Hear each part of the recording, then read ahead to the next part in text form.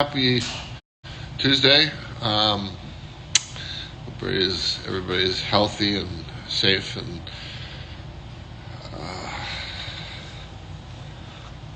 so anyways, we got an hour here to cover some stuff. Let's see, first question: do you guys send out stickers? Yeah, sure.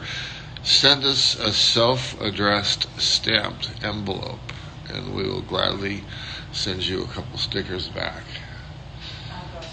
And have your address on the return envelope, and we'll get you some stickers.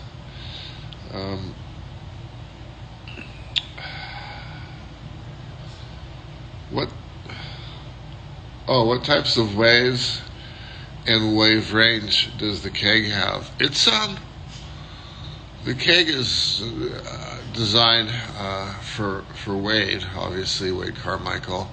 Our Australian shaper Ado had a hand in it, and Pedro, my main man here, had a hand in it, and I had a hand in it. And it's a board. Wade's 190 pounds, so his go-to volume is about 30 and a half to 31.5 liters, so call it 31. And the board's a little bit wider, a little bit thicker than your average performance board, which is usually based on somebody a little bit lighter. But three of the most distinct differences in his board is he's got a wider tail block, and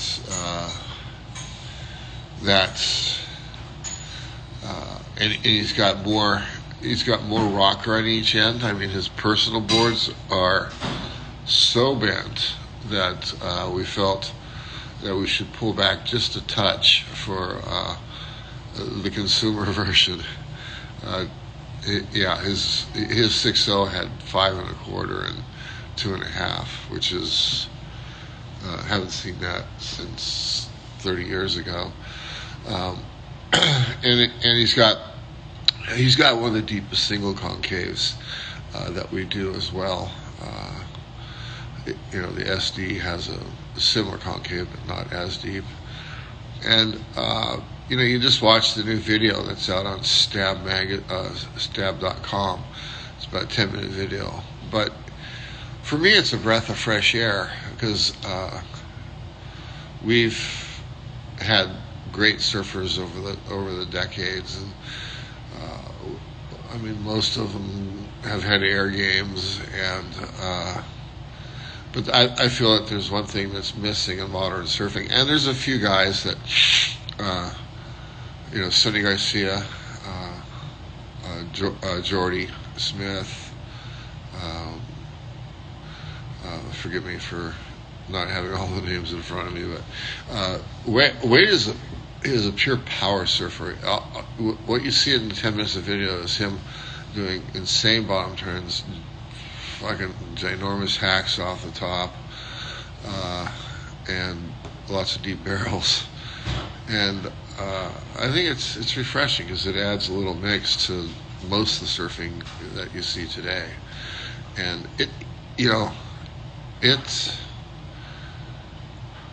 I'm just going on a limb here, but with the influence of how much influence skating has had on surfing over the years, I think these days it's pretty easy. Not easy, but it's the thought of doing an air 30 years ago was, wow, only the best guys can do it. But now half the surfers in the water can do airs. But pure power surfing that's clean, that's linked with style, that takes a whole different special focus. So yeah, the keg model, it's his go-to for like 2.5 foot up to 6 foot, and then he just has a couple of stretched out versions that are an inch or two longer for bigger surf. And we just introduced it on the website. working on it for about 6 months now. We just introduced it, so check it out. I think it's going to be a popular board for a couple of reasons. I think once people start to realize how good Wade is and how he surfs, they'll become interested. But two, it's geared, as I said earlier, the average performance shortboard, or even alternative board for that matter, but the average performance shortboard is usually based off of our typical team rider, which is 150 to 165 pounds.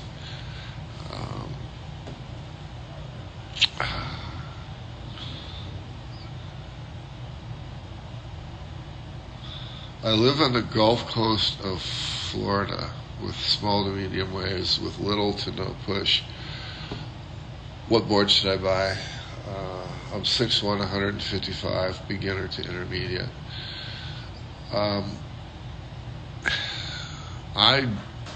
We have a lot of great alternative boards. I think you should shy away from the performance short boards simply because of the average surf that you have.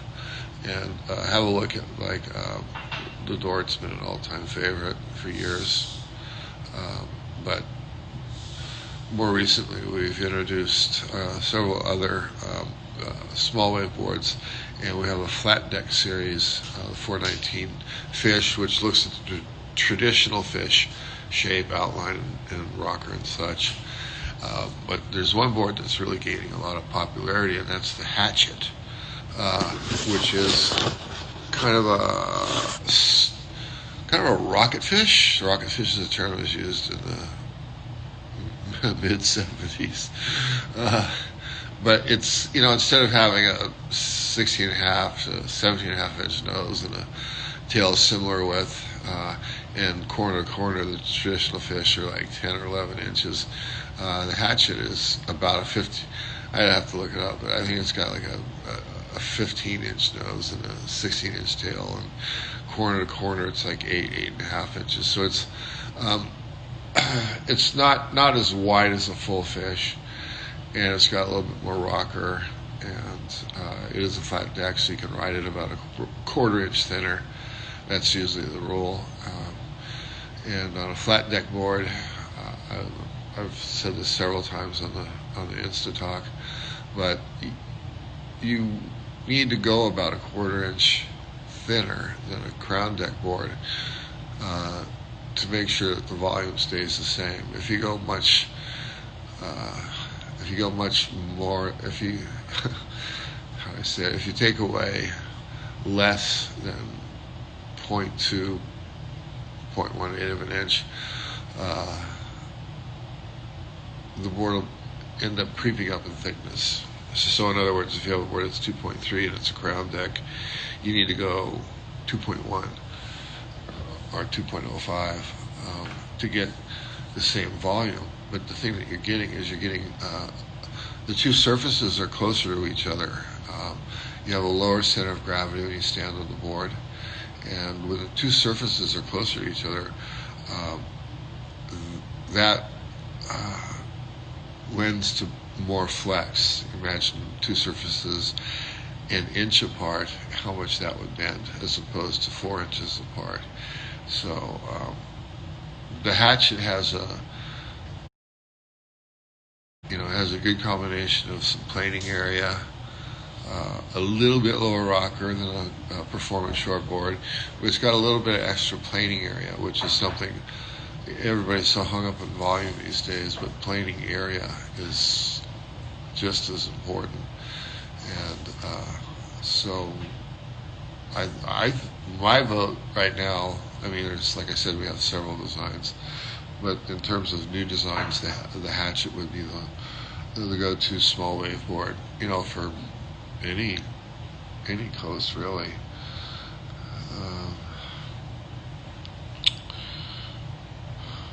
Do we ship to the UK?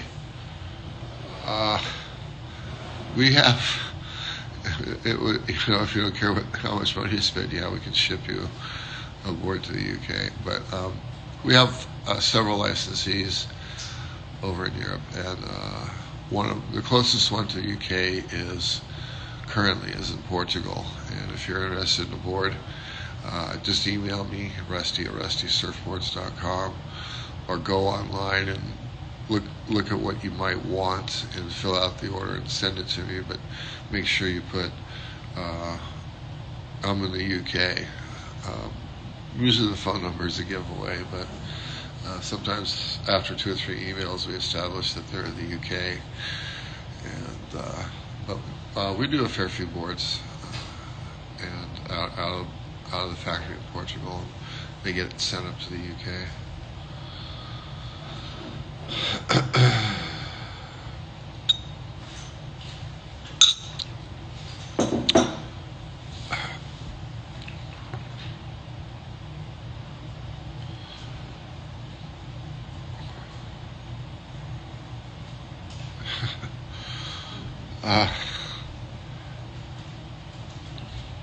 I'm looking at questions here. How about those egg boards you were talking about a couple of months ago? Yeah, I mean, I have all the files, and the designs are pretty much worked out. We've had a few surf shops really get behind them. Huntington Surf and Sport, and PB Surf Shop. Huntington's had theirs for about a month. PB will be getting theirs shortly, and it's just an updated version of a board that's been around for 50 years. I shaved my first eggs, 72, I think, and they haven't really evolved much for most shapers. I think one of the nice things about the egg is maybe a little bit lower relaxed nose entry, but as I've modernized them, I've given them more tail rocker, and the rails have become kind of less round and a little bit lower apex. And these modern eggs are a little bit thinner than the older eggs. And the bottoms are, on the longer bottoms, they have a slight convex through the middle, very slight, and then it goes into a deeper V through the sweet spot. And on the shorter ones, it has a very shallow concave in the center that feeds into a double barrel V, moderate double barrel V through the sweet spot. What is the sweet spot? I've mentioned that before, and different shapers have different names for that part of the board, but the business end, but the sweet spot is a spot that where the board feels most positive, most responsive, and it's usually where the deepest part of the bottom curve is, whether it's a concave or a convex, a V or whatever, and it's usually behind center. It's maybe a little bit, about a third of the way up from the tail, maybe a little bit between a third and half. But that's the spot that's kind of between your feet most of the time when you're turning and pumping and whatnot. And so yeah, I mean, sometimes the sweet spot's a little bit farther back, sometimes a little bit further up. I mean, we have forward V's that enjoyed some success in the early 90s because of current and the Mad Dog Shaper from Australia. They had a heavy V up front and virtually no, like almost a flat bottom in the last 24 inches, but with a lot of curve.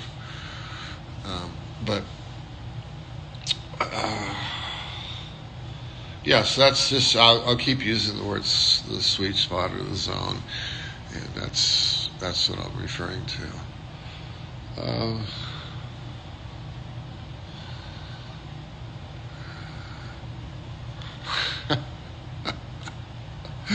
uh, when do you recommend channels, and why do pro surfers usually steer clear? Channels, I mean, I've talked about them a fair bit in the past.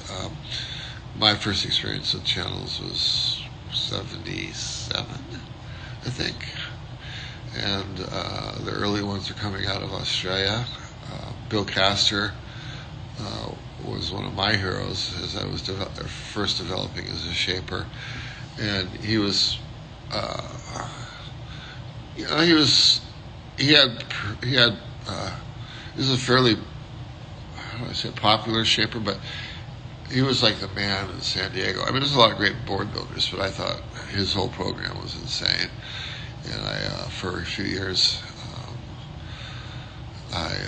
like in the mid-70s, I started modeling. I started taking a hard look at his boards and his glass jobs too. It was all about quality. But Bill started doing some channel bottoms here. I started doing some, and I remember some of the last single fins that I had 6 deep channels, and they worked the same because I could put a wider tail on them. I could make the tail significantly wider than the nose, and the board would still have drive and hold. It wouldn't spin out. And that was 77, 78, 79, 80. And I built some 8-channel boards and a few 10-channel deep channel boards for guys. And they liked them. You know, the channels, they break up the board laterally on the bottom from rail to rail. And so I made a board for Taylor Knox one year as part of his quiver for the OP Pro up in Huntington. And I just said, what if I just make the bottom flat? And didn't work.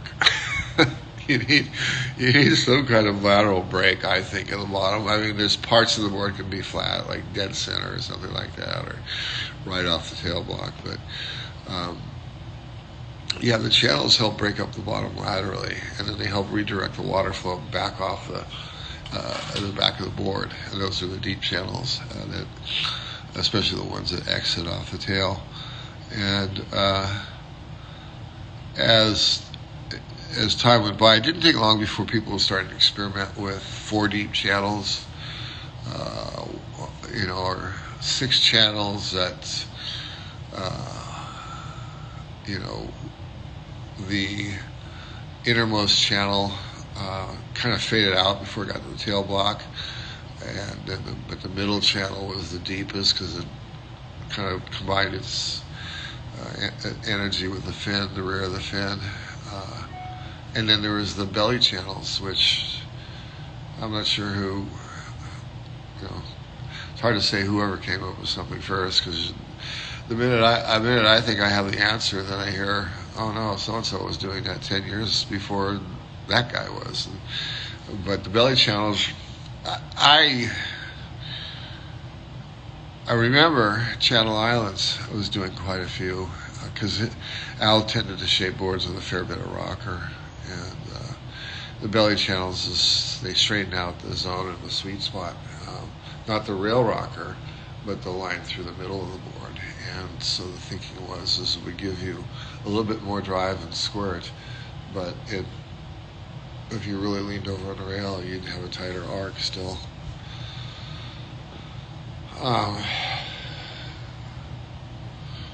Is the Dwart over? The Dwart, I've told this story so many times. The Dwart was a standard fish, and Rick Hammond had actually shaped it, and it was sitting in our outgoing rack to go get glass next door, and somebody bumped it and knocked one of the corners off of it. And so Rick reshaped it, and he just put a double bump round tail on it, pretty wide.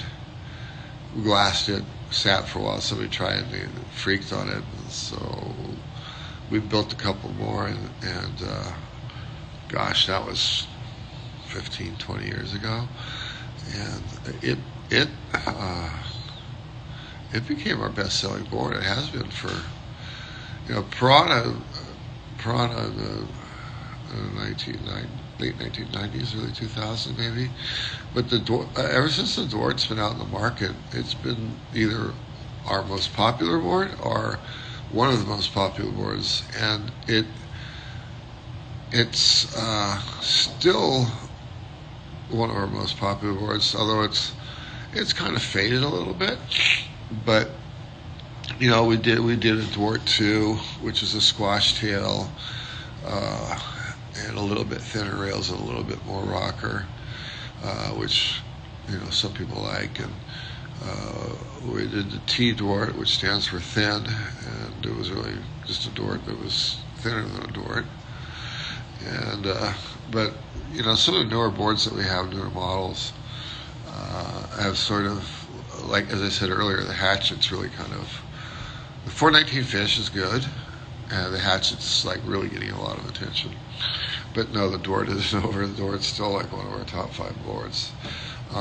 This time of year here in Southern California, I'm making a ton of blackbirds and some Slayer 2s, but the blackbirds I get orders every day for, and it's just because it's the time of year everybody's looking for a step-up board.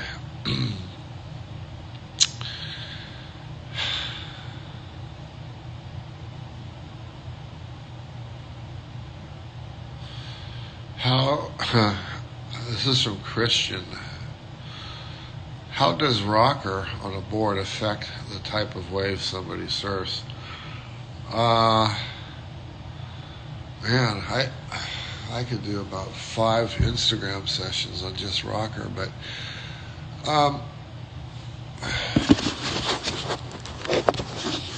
rocker's the bottom curve of a board, and you can have 2 identical boards, and this is what kills me, because everybody is like, oh fuck, volume is like 0.2 of a liter. Well, how about if I change your tail? If I lift your tail a 1/4 of an inch, well, what will that do? And that will give you more arc. And if you have more arc, you'll have a tighter turning radius, and the board will fit better in hollow waves. But if you have more arc, the board will bog in flatter, mushier waves. And this is what I always do is when somebody has a design question, I say, well, imagine your question, but take it to an extreme. What kind of waves would a very, very heavily rockered board ride best? And be hollow, slabby waves, very hollow waves. What kind of waves would a very, very flat board ride? You could probably, if you're like a great surfer, you could probably get it to work in hollow waves, but it's going to like mushy waves, and it'll like lined up mushy waves. And the flatter the board is, the longer the line it's going to take. So that's kind of a very simple. You can have, like, in the early 70s, mid 70s, boards tended to have a lot of nose rocker, but not much tail rocker, and that now we're talking about balance. I think balance is one of the key things on a surfboard too, and so with rocker, and so the board, people used to think, well, man, you need a ton of nose rocker for pipeline or sunset. That's a good example, sunset. But in fact, at a wave like sunset, that's usually got a pretty long, fairly steep ramp, but it doesn't suck anything like pipeline. You can get away with a lower entry rocker, and in fact, it'll help you. I still remember, I think 74, Bike Couteau made a board for Sean. I think it was a 7.4, it might have been a 7.7 or something, but about 7.4, and it had a noticeably low nose rocker, but it had some pretty serious tail rocker, and Sean loved the board. He just said, mate, this thing's, he loved it. And, even pipeline. Pipeline. It's like you think when you're dropping in, you need on the hull or the wave, the more nose rocker you need, but you need to think about the back end of the board because that's the part of the board that's in the water or should be in the water. And the more curve you have, the more the board is going to fit into the top part of the wave. Down here in the bottom, you have more of a runoff. Sometimes you get waves like that, but you think about most waves, and the curve accelerates as you get up towards the top. And I remember Gary Linden. Most of us were kind of, chasing Kelly Slater for a while, and he had a lot of tail rocker, but he had a ton of nose rocker. And then Gary Linden, he was he's still a popular shaper. He's a great guy. But in the early 90s, he lowered his entry, and it was noticeable. You could see his guys out in the heats, the contests. They had a lot of tail rocker, but they didn't have as much nose rocker, and the boards drew a different line. And they still had a fairly tight arc on the turns, but they could also get you up and go through sections a little bit better.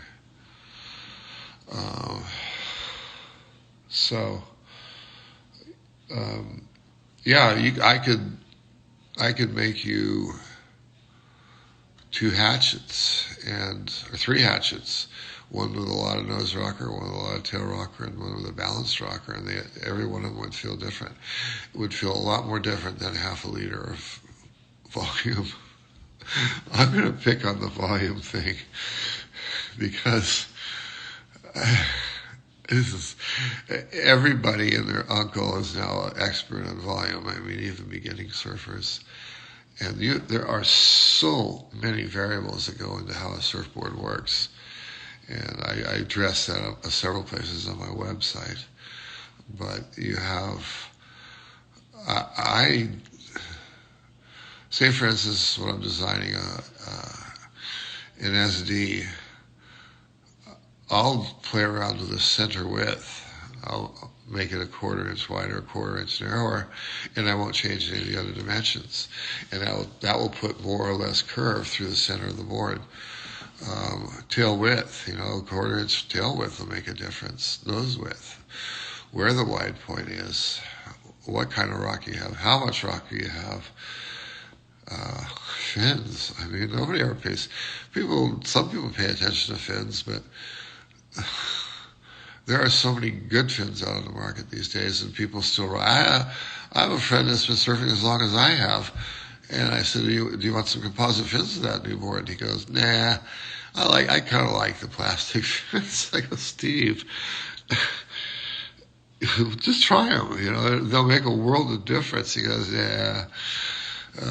But they do, they're just the flex on the composite fins is much superior to plastic.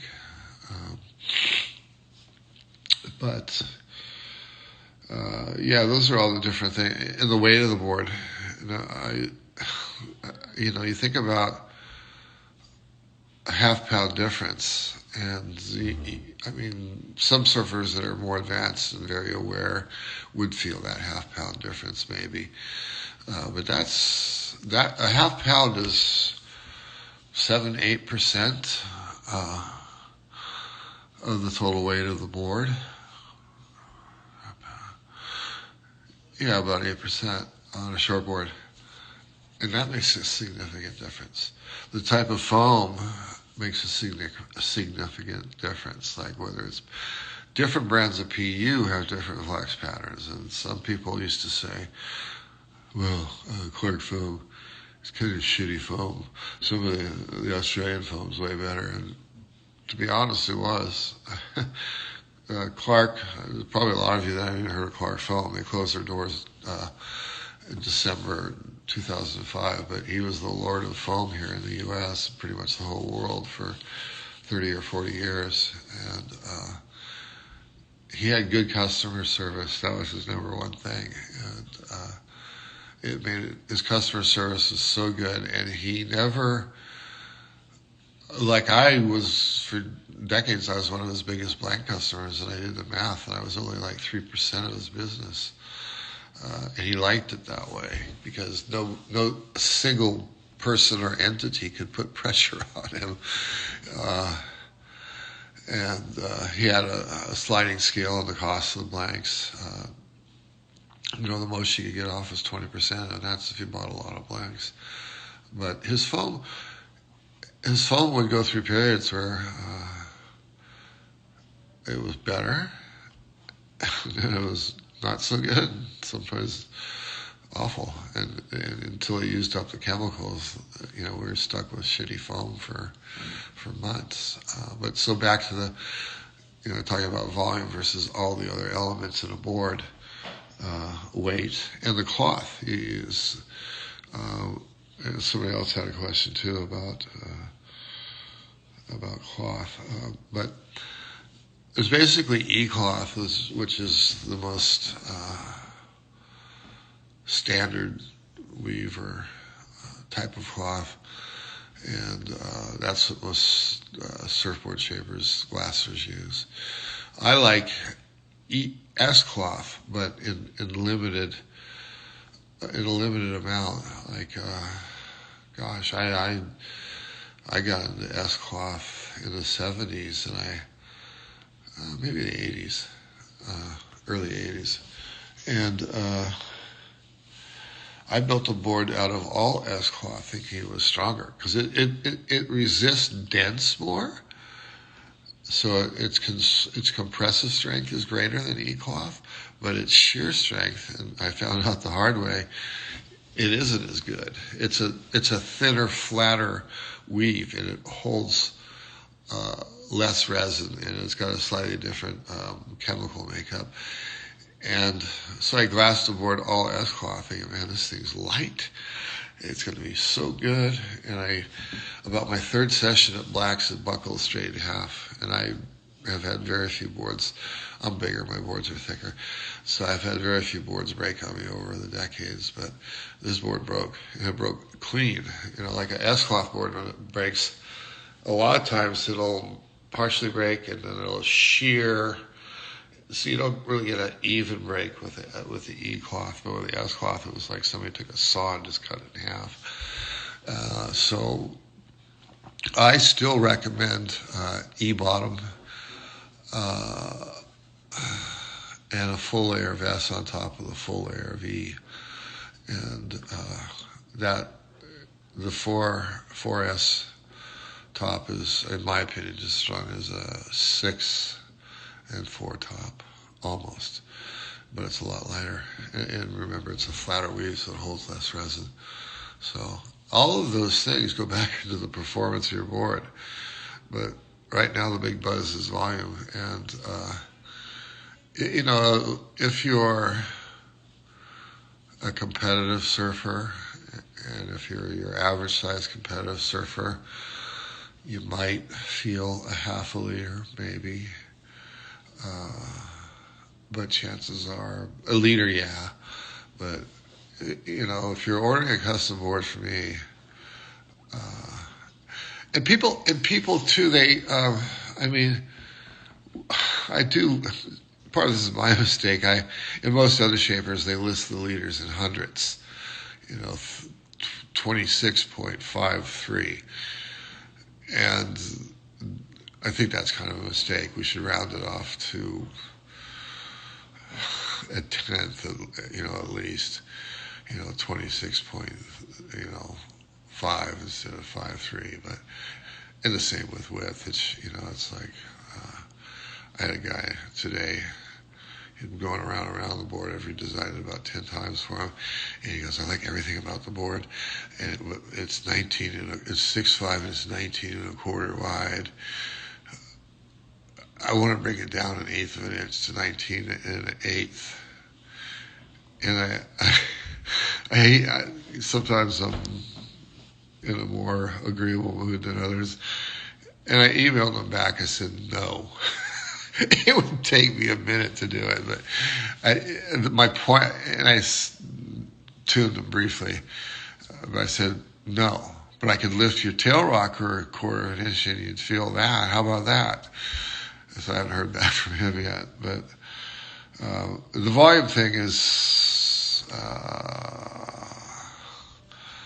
yeah, the volume thing. And you know, most surfers out there are, you know, to be honest, or you have to be honest, you know, it's a pyramid. The base of the pyramid is beginners. I remember when I started playing golf, and I didn't know what clubs to get. Somebody saying Titleist, you know, somebody else says, you know, another brand, and oh, why are some of these club sets are like $1,200, and then there's these over here $200. So there's a difference, and so yeah, and this will be my finishing thought on today's volume rants, but you know, if you're a beginner, intermediate, or you intermediate advanced, you should have your mind open a little bit more. At least, you know, give or take if it's a shorter board, you know, a liter or two, and you might actually really enjoy the board. You'll find that it won't really affect the performance that much, and you'll find that you're not swimming underwater trying to catch waves, and you only catch 3 waves a session. You might actually catch 10 waves and ride them longer and farther and have more fun. But, you know, then again, I get guys that are 6'3" and they weigh 230 pounds and they want to ride a 5'11", 29 liters. So I try and talk them out of it, but the customer's always right. There we go.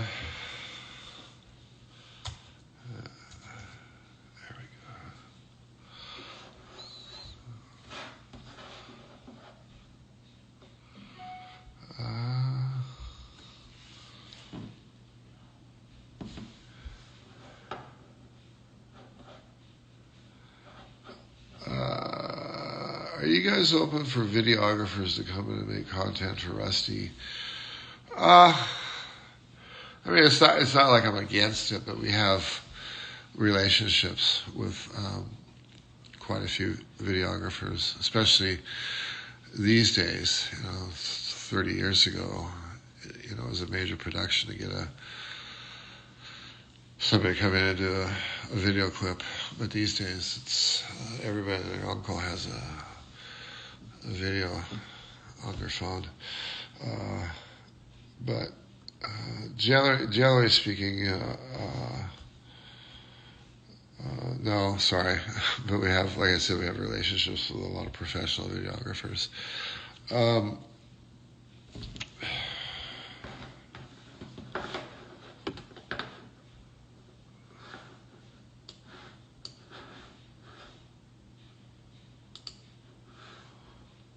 see.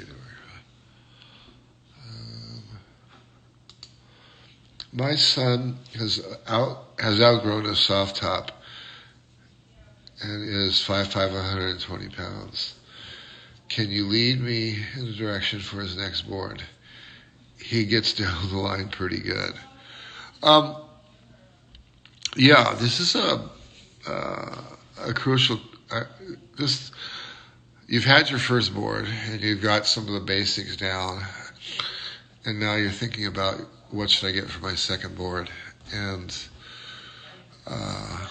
he didn't tell me how long of a soft board he was riding, but my general advice is you probably shouldn't drop down much more than give or take 6 inches in length as you're improving, because I mean, I've had guys that have been riding 9-foot soft tops and they want to get a 6'2", and I just go, no, you're going to struggle. You know, just take it easy, you know, and drop down. You know, if you're on a 9-foot board, maybe you can drop to an 8-foot board or a 7.6 at the most. But you know, take it slowly. You know, and that kind of depends on how much you get to surf too. When people send in custom orders, that's one of the questions: is how often you get to surf. And there's quite a few people that surf several times a week, but there's a lot of people that surf once a week, and then there's people that surf once a month. And if you're not getting to surf that much, I would once again, be a lot less aggressive with dropping in length. The kids are, the older guys are just almost as bad, but the kids, they want to look cool. They want, their buddy has a 5.3, and so they want to get a 5.3.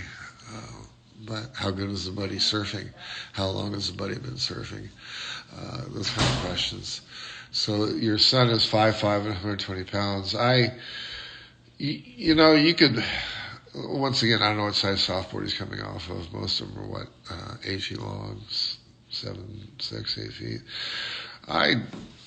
I would start him out on a board no less than 6'6", and I would start him out on an alternative shape, which means a board with a little bit wider nose, a little bit wider tail, and we've got a few of those. Even the Dort 2, or the Hatchet, or a small Moby fish, a 6.6 egg or a 6.10 egg or something. And if you're coming off a soft top, you still have a ton to learn. And if you drop down to a 5.5, you'll just get frustrated. I swear, you'll look good. You look cool walking to the beach, paddling out in the water, sitting in a lineup up to your armpits. But you're not going to have nearly as much fun, and you'll learn all the basics much quicker. So, when you go on our website and you custom order a board, and I ask a few questions about how often you get to surf and your ability level and how long you've been surfing and stuff like that.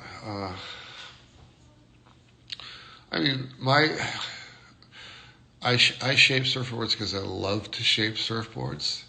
I don't need to, but I do. I design to shape surfboards 7 days a week.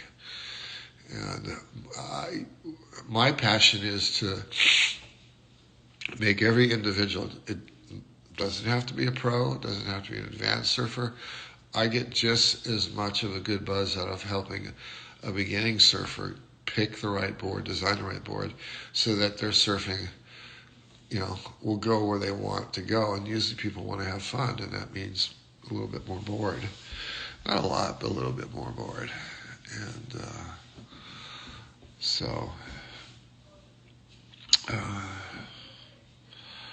does localism still exist? Does localism still exist? I don't think it's ever going to go away. It's just, 30, 40 years ago, if somebody fucking cut you off, you'd belt them. Or 50 years ago, you'd knock the fins off their board, or fin. You can't do that anymore, right? There's too many lawyers. Too many lawyers with not enough to do. But the vibe is still there. You surf, and I think the classic is you get guys that are the new locals that have surfed a spot for 6 months, and they're out in the lineup, and they don't realize that the guy that's sitting next to them has been surfing that spot for 30 years, and so it's always kind of because the waves aren't a limited commodity. I mean, even a good swell, you sit and you wait for the best wave of the set. And you're waiting for the quality waves, and usually when it's semi-decent, there's a lot of people out, and a lot of people with different ability, and there's a lot of people that are better that don't have any manners. So, localism still exists. It's a lot more under your breath type, or subtle, like stink eye, and maybe somebody sits on you, like in a contest, somebody comes up and sits right on you and makes you know that every good wave that comes through is his or her wave. And I crack up. I start surfing blacks in late '66, and the first 5 or 8 years, there was less than 10 of us that used to surf it, maybe 15. and we all knew each other, and we say, "Your wave, you go, yeah, you go, it's your wave, man, it's your turn." And yeah, I still see that attitude once in a blue moon. Somebody that's either very cool or very good, and they know that they're waiting for the best wave. And but yeah, you bet localism still exists. It's just a little bit more low key, I think, but it still exists. Let's see what other questions I have.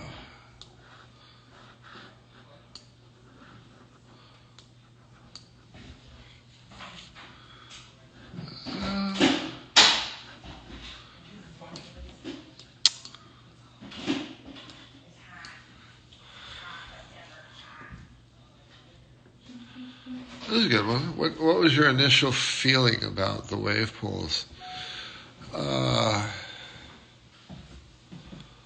Tom Lochtefeld, who I grew up in La Jolla with, Tom and Peter, and blanking on the younger brother's name. But Tom developed an early interest in wave pools, and he worked a lot for years. He worked at the Mission Bay Plunge, and he had a little different mechanisms to generate waves. He dragged something along the edge of the pool and actually made portable waves. And they had one down at the Mission Bay, where the pool and the plunge and all that stuff is. And that was a business for years. And those early pools, I just, they looked like fun, but it wasn't surfing, really. I didn't think so. But this newest generation of pools, my first impressions were, guys will, they'll surf it maybe once, maybe twice, and they'll get bored of it. And then I start thinking more, and I go, man, what if they have an indoor champion? Like the world indoor surfing champion, or the world's wave pool surf champion. And then what if they had to surf against the ocean surf champion? How many heats did you have? You each have a heat in the pool. You each have a heat in the ocean, and whoever was lagging got to pick where the third and deciding round would be, or something like that. And now there's 150 wave pools around the world. And I've had a lot of friends, I haven't surfed Kelly's wave, but I've had a lot of friends that they go skeptical, and they come back with their minds blown, and they go, it's a lot of money, but oh my. And, one of my better team writers, Jacob Geasley, he loves the wave pools, and he's always working on new tricks in the wave pools. So, I guess I have to open my mind and say they're here to stay. They're for sure here to stay. And sure, they're. I watch the girls surf the pool. If I can get 10-second barrels. So yeah, it's a good alternative. Especially, timing's right, because the oceans are getting so crowded. You can still find an uncrowded wave, maybe in the very far reaches, but. I started surfing Indo 30 years ago, and we'd rock up on macaronis. We were the only boat. We'd surf it for hours, and as years went by, there was a small camp that got built there, and then second boat would show up, a third boat would show up, and so forth with all these other spots, and the local beaches are so crowded. It's I think as time goes by, the cost of the wave pools, they'll get it so wired that they'll come down, and the cost of surfing in a wave pool won't be $3,500 a day or whatever it is. And it'll be a good alternative. You like to surf, but your job or your family keeps you landlocked. So heck yeah, a couple of days a week you go out and surf perfect waves. So a friend of mine started a wave pool magazine several years ago, and it's been online since its inception. But I think he tried to do print right out of the gate, but he quickly realized that online was the way to go.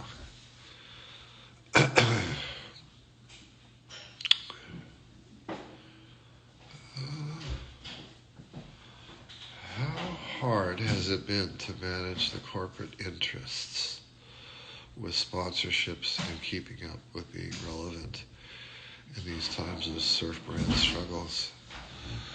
Well,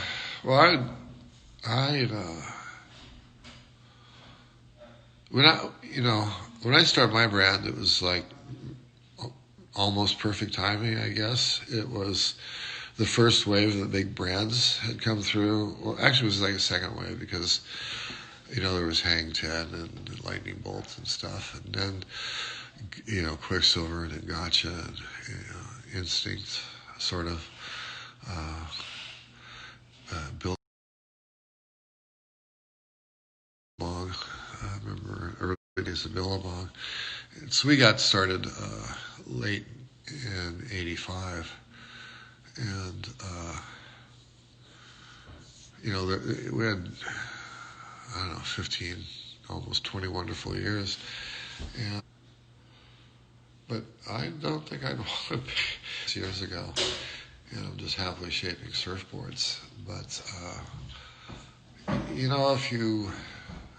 think now it's just like niche surf brands. Like, there's people in the Midwest or whatever might buy the major brands, but there's little brands that are like, I call little brands $5 and $10 million companies that, have their groove, they have their followers. $100 million company, I'm not sure. It's hard to say whether they're gone forever, or at least in our niche. I think it's more challenging than ever. And the social media really levels the playing field. It used to be, as my company grew, I could afford more print. The print was like $8,000 for a spread, and you had to balance between how fast you were growing and how much you wanted to spend. And I remember in the early days, I was always like jealous of Billabong and Quicksilver because they were in all the magazines. They'd have at least a 2-page spread, sometimes 4, 6, 8. And it was before the internet, and so these $100+ million companies had to find ways to spend the marketing money. And I was always jealous. I remember my first ad was, I think, 1/8 of a page in Surfing Magazine. But it's different now with the internet. I think there's a lot of smaller companies that are doing very creative things, and it makes the marketplace not so homogenized. A surf kid doesn't look like a surf kid anymore. I mean, it might look like a surf kid, but their sense of fashion has a wider field than it maybe used to 15, 20 years ago. Jimmy Patterson, dude, you're killing it.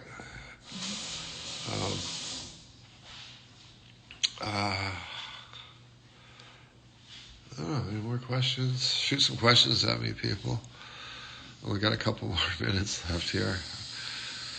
I think I've told this story before, but in the late 70s, when I was working at Canyon, PT introduced me to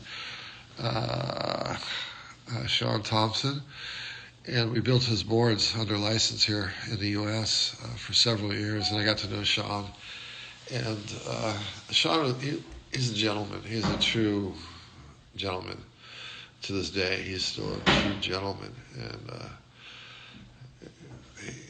think he should be knighted. But he gets some personal boards from me. He got boards. He still got boards from his shaper in South Africa, and a few boards from some of the guys in Hawaii. But he was always working with me. We started on twin fins, and I learned a lot about twin fins. And he'd come down and stay with me, and we'd work on boards. And he'd bring the last batch of boards in, and I knew what was coming. But he'd always start out saying, "Brew, this board's insane. I really like this board, but." So at first it used to crush my ego because every board was a butt board. But I realized that he always gave me a little bit of a challenge to make the butt board a little bit better than the last butt board. So, yeah, Sean. I think I've told him that story, but anyways, I used to get a kick out of Sean coming down and ordering more butt boards.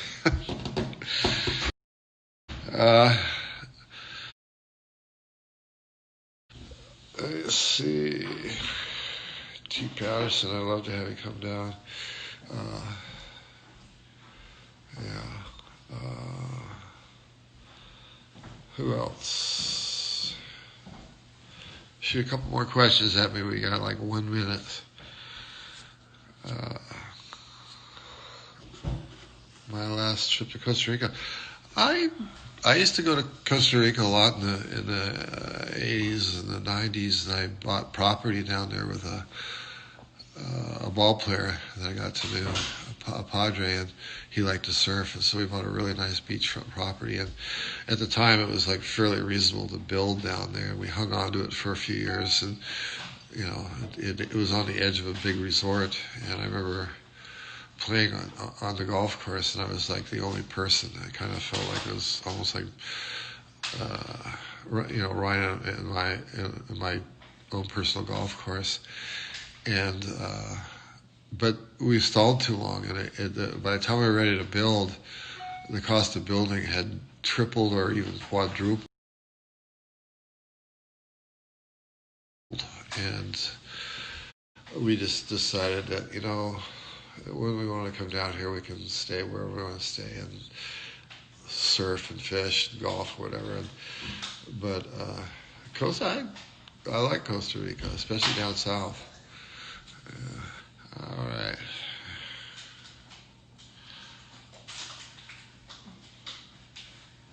Joel Fitz, I hope you're watching Ado. Ado is a great man. He is a good shaper, and he is a great man. So anyways, I've got to sign off. I've been debating on whether or not to go back and do this more often. I've been doing it once a month for several months, but I might do it every other week. Stay tuned, and maybe you'll see me again closer to Christmas. But anyways, good talking. Joel, this is my board. It's at the glass job, Joel.